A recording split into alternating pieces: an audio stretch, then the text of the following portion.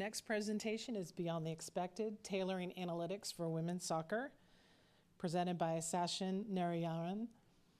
Sachin is a doctoral candidate from Florida State University who has a passion for sport performance analytics, especially with soccer.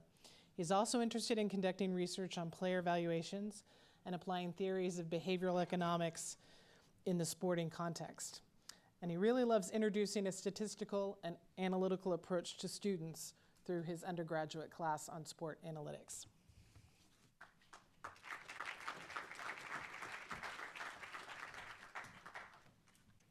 Hi, thank you so much, everyone, for being here. Thank you to the American Soccer Insights Summit and to Rice University for having me. Dr. Powers, thank you so much for having that initial conversation and bringing me over. I'm really excited to talk in this. The topic that I have is more of a culmination of like a couple of research projects that I had conducted a couple of years ago. And so I'll briefly discuss some of the findings. And at this point, I kind of understand like this presentation might look like checkers when everyone's playing chess over here, because I'm going to be going over more of like expected goals. But I hope to like provide some transparency in like what I've been doing. And I feel like on the academic side, like we always emphasize on like applicability and how easily like research can be translated from one person to another. So that's one of my main goals over here. So I just wanted to start with this quote. It says, "The biggest problem resulting and from following a venerated tradition and hardened dogma is that they're rarely questioned. Knowledge remains static while the game itself and the world around it keeps changing." And I felt like this quote, while it kind of encapsulates the permeation of analytics itself, I feel like it applies more specifically to women's soccer analytics and how that has evolved over the last few years, especially how people have applied different techniques that have originated based on data in men's soccer analytics, transferring that over to the women's side. And I wanted to see how some of that transference and applicability worked over the course of my projects. So just the initial like discussion, the motivation for this project came in like after seeing a lot of the investment that kept happening in on the women's side of soccer in the last few years, especially for me as I was looking into the sport. Historically, dominance in women's soccer and the U.S. women's soccer national team was synonymous. But in the recent years, you've started to see a lot more of like investment coming up in European soccer. And I wanted to mainly initially see if that investment translated to performance improvements on the pitch, and maybe how that could translate to better metrics, better investment down the line. Because I feel like good competition across the board helps people further their own understanding of the sport and understanding of the area. So just some initial facts on like what's been going on. I think Germa's recent transfer really like had a record-breaking involvement, and it kind of shows like how much the sport has come in terms of the investment that's going in. So there's a twofold motivation for this presentation and in general a combination of my research. One was to initially just see if, looking at the trends, how U.S. women's soccer team, the team had progressed in like the last few years, but also try to see like in Europe and in other sporting contexts, have they been able to like catch up in the recent few years? And I don't like to use the word catch up because it says one is like not as good as the other, but have they started maybe adopting similar strategies, adopting similar thing, and does the data reflect that adoption is what I wanted to see. And based on that, that led me to the other question that I wanted to look at was, in this whole area of women's soccer analytics, are like we now going towards an era where we're building these models, predictive models for different aspects of the game, based on data that's from women's soccer itself, or are we still kind of building it out of data from like the men's soccer? And would it still be feasible to test out your model's predictability from one version to the other? So that was the follow-up idea that I wanted to test and kind of see how it went. So the descriptive study that I conducted was in this paper. So I'll briefly go through some of the findings that I had, insights that I had from this, and some of what led to the follow-up paper that I did. And in between, I'll talk about a little bit of like one other paper that's come up in the last year or so that has done some more extensive research on this topic of like how women's soccer analytics has improved, like how women's soccer has improved from an analytical point of view. So some things that I noticed in that study, one was all the data that I had used for this study was primarily from StatsBomb's free GitHub repository. And one of the reasons for doing that is because when you publish, people, when they start asking for like how you incorporated like your methods, what kind of data you used, the transparency of data was something that I valued for this study. So that's why I know that GitHub repository is probably not the largest in terms of all kinds of data, but when it comes to event and tracking data, that's something that it's pretty usable.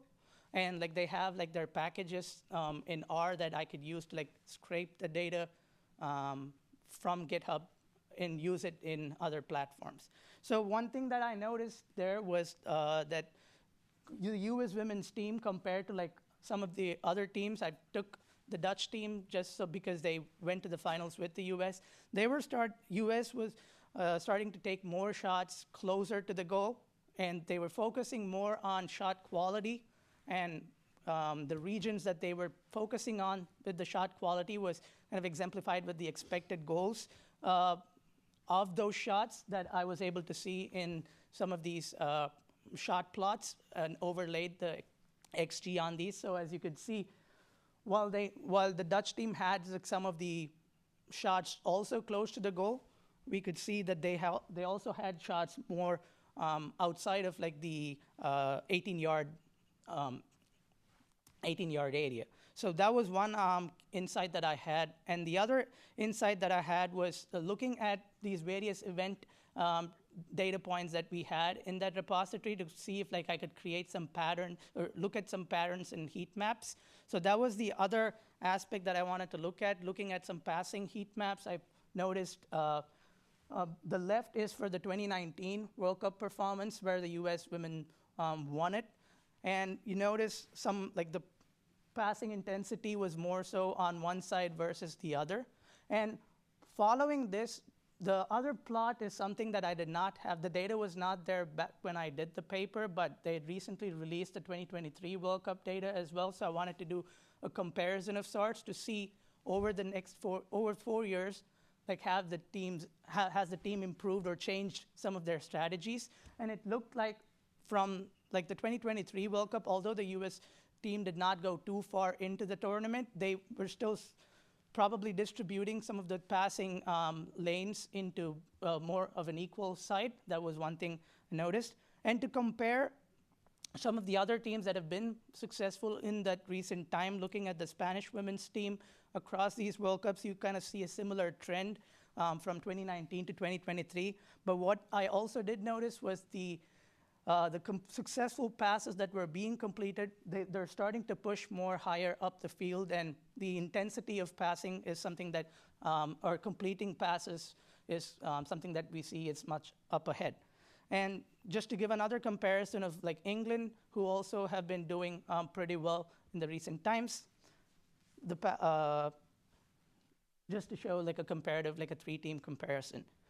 And the other thing that I wanted to look at was on the defensive side, where they look at how were they pressing, what kind of actions were they doing significantly better. So on the descriptive t-test level analysis, I looked at, I found that like the US women's team was having like fewer miscontrols. They were also like not doing fewer clearances. So basically, they were not panicking too much and trying to just get the ball out. They were trying to progress the play when they were on defense, once they got the ball. And the pressing is one thing that I focused on a little bit more to see where they were applying a lot of these successful pressures. And in 2019, as you could see, compared like the U.S. Pressure activity compared to like Spain's, we see that Spain's pressuring intensity is much at a higher level. And then similar to how it was on the passing side of it, I noticed that they were pressing a lot higher on the pitch in like the most recent World Cup. And then England was more of like, they were still pressing in the middle third of the pitch, and that was what, beyond this, I wasn't like getting too many insights from this. So all this kind of culminated in this idea that the US women's soccer team has they've still been the dominant force as of like in the 2019 World Cup, but we could see similar teams, like other teams kind of catch up to this idea of pressing more intensely, completing more passes in the final third, and having a more aggressive approach. This is not a paper of mine, but I felt like this paper was also worth briefly talking about, because Branson and Davis, they're like a couple of researchers that do a lot of good work up in Europe, and a lot of their work has inspired me in the second project that I did on expected goals. So they also found similar trends at the league level, not at the international teams, but when they looked at a much larger window from like 2014-15 all the way up to 2023-24, they noticed that shot quality was more important for teams as opposed to the quantity of shots. So they were starting to take fewer long-distance shots, but the quality and of the chances that those shots had was much higher. And then possession-wise, teams were also starting to emphasize a little bit more on like a possession-based approach. So those were things that they observed. Similarly, from when it went to passing, they found that although teams were not trying to commit a lot of those deep passes and long passes, the quality of those passes that they were completing, the expected threat on those was much higher, and it was starting to improve in like the span of like these few years. Other things that they noticed was also an increase in like of a change in where they were taking more shots and what areas of the goal that they were targeting. We saw a lot higher amount of like top corner shots. So that was one thing that was also interesting to me, that kind of reflected some of the ideas that I had in my follow-up paper. So based on all these, I wanted to take at least like based on the data that we had available, I wanted to look at least one aspect of the game and try to see if like the differences, if there were any differences in terms of like the models being created from like men's soccer versus women's soccer. So I took the idea of like shot taking and to see if like if models are translatable, or if we need gender-specific exclusive models that are trained based on like women's data to analyze women's performance. So that kind of led me to this follow-up paper. This was more of the focus was, one was the model side. The other focus was also to have like a study that had some guidelines or like a breakup of like how to construct an expected goals model. I know this is pretty old, like the idea is pretty old compared to like what everyone's been doing here, but I did not find a lot of like XG related stuff or general predictive modeling stuff with event and tracking data in literature back when I was looking in 2020, 2021. There was a few papers, but not a lot. And most of the papers were like on private data. So that was something I wanted to see if I could incorporate the same thing with publicly available data. So in this, the focus was to, like inspiration was from like Branson and Davis's paper and Anson and Bauer's paper from 2021, kind of gave me the idea of trying to create this XG model. And at around the same time, StatsBombs in one of their conferences, they had talked about having like gender-specific models versus a broad model that did not have that idea versus maybe a gender-aware model that had a variable in the predictions. So what we wanted to do was create some of these exclusive models based on the data, and then also create models and test them on the other side of it. So creating a women's XG model based on women's data and testing men's game shots on this model and vice versa. That was something we wanted to do to see if there was any overestimation of XG or underestimation of XD in certain positions and how those models in general performed. So the way we used to do this, or to evaluate some of the models, we used these things called Shapley plots. And these plots were pretty convenient in comparing like model performances and comparing variable importance across different models, because they were giving scores that were directly influencing how accurate the prediction of the model would be, instead of looking at like local model performance or the shots itself. So we looked at like plots and to see how the intensity direction of like when a variable changes, how it would affect the outcomes. And then we also had some partial dependence plots to see how, like, when all else was held constant, how the variable's effects would change across these two models. So some of the variable importance scores that these are not the full SHAP plots, but I just wanted to show the variable order side of it to see if there were any differences. As we could see, the distance to goal and like basic shot-related qualities were still the most important variables across all these models, both regular XD and post-shot XD models. But what we noticed was some other factors, such as like how long of a pass there was before the shot was taken, and maybe what type of pass, maybe a through ball. If it was a through ball, that had a certain influence, and like how long did the player maybe have the ball with them before taking the shot. So there were some features that were different across the men's and women's XG models in terms of relative importance. And similar differences were seen in the post-shot XT models.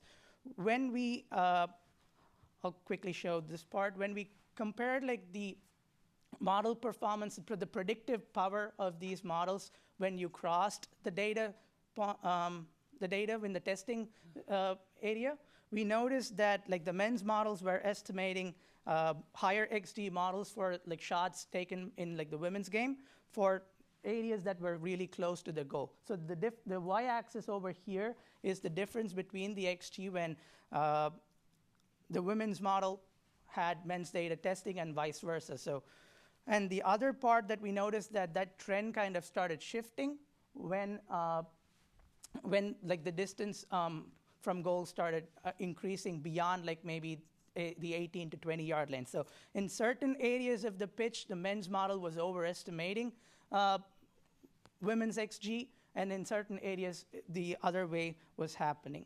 And the other thing that we noticed, one other insight, was for narrow angle shots, we noticed that men's model XG was giving a higher value for women's data as well in like the corner for narrow angle shots. And then another point was like how far the keeper was coming out. So at times when the keeper was rushing much farther outside of the goal, we noticed that the women's XG was, a women's model was predicting a much higher chance for the men's data. So in areas where we expected like equal model performance across the board, we noticed one model was overestimating the XD for the other version of the game. And similarly for post-shot XT models, we noticed this was just for shot velocity. We noticed that for like lower shots that were placed at like higher areas of the shot, the goal post, we noticed that the women's post-shot XT was having a higher estimate. And then for lower velocities, that relationship was also observed where the women's models had higher post-shot XT. The practical implications, I don't, like, at this point, a lot of us know the practical implications of like XG, so I'm not gonna go through much of that, but I feel like a lot of this can go into like positional analysis in terms of goalkeeping, especially with post-shot XG, trying to look at some of the differences in goalkeeping strategies. And like the overestimation of XG and post-shot XG was one thing that maybe made us consider, like, if you were crossing models, or if you were crossing like your testing data across different models, would that be a problem? And we noticed based on the models we created from this data set, we noticed that that was an issue, not at the global level, but for certain situations, as we noticed in the previous charts, in different contexts of the game, we were seeing some overestimations and underestimations. And just the road ahead, I would like to hopefully extend this cross-model approach to see if similar problems of overestimation, underestimation are coming up in other aspects of the game, like expected assists towards goals, XAG, or like in generally evaluating expected threats. And one other thing was the off-ball action that I was honestly really good to see a lot of that research being done over here with Skill Corner. So that was something that I would love to take a look at in a much deeper thing. And I think from a managerial perspective, like if we know that there's overestimations and underestimations, maybe like when we evaluate players for their XG, we would want to like build our models based on like specific data sets that would help accurate estimations of their player contributions. And that would maybe help in like more accurately evaluating how much value and contribution that the player could provide and how much you could pay the player. So, thank you.